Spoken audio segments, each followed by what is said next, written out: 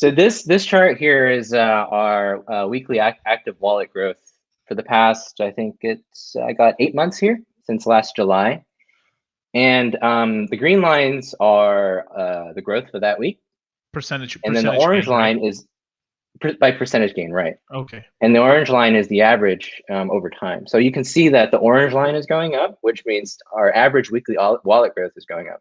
We were at 3% last year, but now we're at 4% per week. And just for, I'm sure there's a lot of Celsians here already, but active wallet, Celsius defines as someone that has more than $10 of deposits. Mm-hmm. And our active user growth is accelerating. Okay. So when you plot the actual raw number of active users or active wallets over time, that's the green line that you see here. Yeah. And you fit it. So you can fit the line with various types of what are called regression models or best fit lines, which basically says like what model best matches the data. Is it linear? Is it exponential? Is it logarithmic? And in the case of anything that has sort of a petri dish type of phenomena or an S-curve type phenomena, it usually fits in what we call a polynomial fit, which in this case it's a second-degree polynomial, or in common terms you could say it's an exponential fit. And so what you can see is that it actually fits quite nicely. And then if you look at the stats, one of the stats that you look at, although it's not the only number that you look at, is the R-squared, which basically says how much of the data actually fits this model. In this case, about 99.7% of the data fits this model. Wow. And you extrapolate the data forward a couple of months, you can start to see like where we might be. Here I've got us going at about 300,000 active wallets by June, and maybe 500,000 by September. Right. And currently, how many are we at right now? We're at what, like 200,000, more or less? We're at 220. At 220? Okay, yeah. So about 80,000 extra wallets, active wallets, and so. And those active wallets, and you're counting them as essentially, $10 per week or per month in active deposits, or it's more. Is there a certain dollar amount in terms to be counted as an active wallet? Yeah, Alex said as long as they have more than $10 in the wallet, they're considered an active wallet.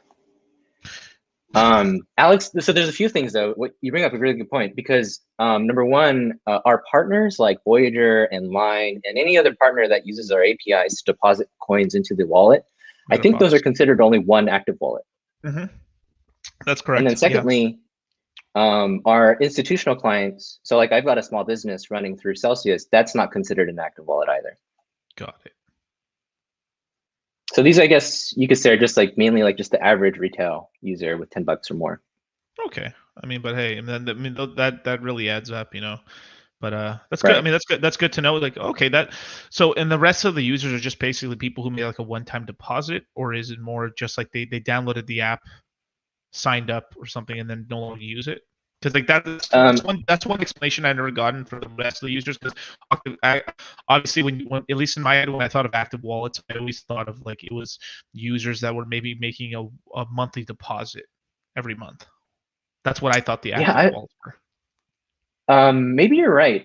As far as I know, it's like one time and you're good to go, but I'm not sure. Yeah. Okay, well, I'll dig into that later, but that's really useful. And to tell you the truth, I think you're very active on the June number. I think September might go a little faster, but it's shit. Even if you're on point with this, that's really good. That's really, really good, because that's basically almost, we're doing what, like a 2.3x or something like that, or 2.2x from here. So that's a lot more active users. That's good. Yeah, I want to actually highlight what you just said. The reason that we might be going faster than what this graph is showing is because, as I showed here, our orange line, which is our average active weekly wallet growth, it's accelerating. So there's a very high possibility that we overshoot September by several thousand active wallets. So this is kind of at our current trajectory, but we might accelerate, especially with all the mega deals. And here's a piece of alpha. Last night during the Tuesday Clubhouse meeting, Kim, she said that she's working on a major influencer to talk about Celsius, and so that's obviously going to bring in a lot of other users. Right. Yeah, I mean, there's a lot of stuff planned. I mean, like, here's some alpha and stuff too. Like, I mean, what this is sort of me pulling some sort of dots together. But from what so one thing that I was really looking into was the obviously from the discussion we had earlier and stuff in terms of the fund, I was looking at Fireblocks, and Fireblocks had like a C round, and their lead investor was I think it was like New York Mellon or NY Mellon, and I'm pretty sure that's going to be one of the major investors in Celsius, is actually that bank, actually, as well, into Celsius and stuff. Because in order for that, if I were the bank, right, if I were just to deconstruct this, as okay, I want to go into crypto, but how the hell can I convince my investors? Okay, what if we own a part of the company that custodies the stuff, so that way we can legally say, yo, we also own the company that custody it, so we can sort of allow Celsius to take whatever we let them take, and then we're also custodying most of our own stuff, technically, since we own it. That's a loophole. And I was thinking that might be a way the bank might be getting around it. That's kind of what I've been thinking is going on there, because that might be within the realm of possibility. As a quant guy, that's how I have to say it. I can't say like that's yes or no. It's like it's within the realm of possibility. Within the realm of possibility. There's a non-zero probability that occurs. Okay, cool. Because it just made sense to me. Like, what, like most of these banks, right? If they go into a round, they never lead it. They always just they just either the average or the smallest guy, because that's what I've seen in banks is that they'll go into a round and they're just like, they're usually the end at the tail end, the small fish in the round, but they led round. I was like, why the fuck are they leading the round?